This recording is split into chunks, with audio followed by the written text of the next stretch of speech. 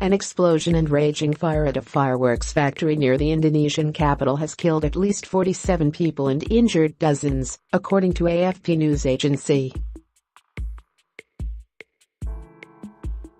In total, 47 people died.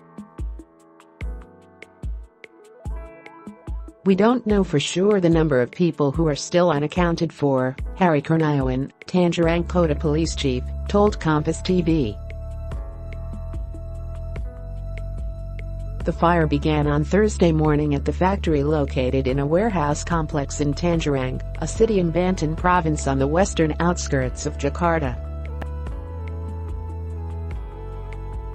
A police report said the fire spread after an explosion, and that the factory's roof had collapsed.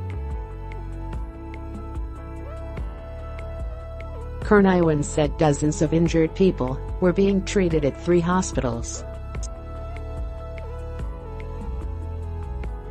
The factory had been operating for less than 2 months, he said. A Jakarta police official, Niko Afinda, told Associated Press that the bodies were found piled at the rear of the building. The factory had more than 100 employees, according to Afinda.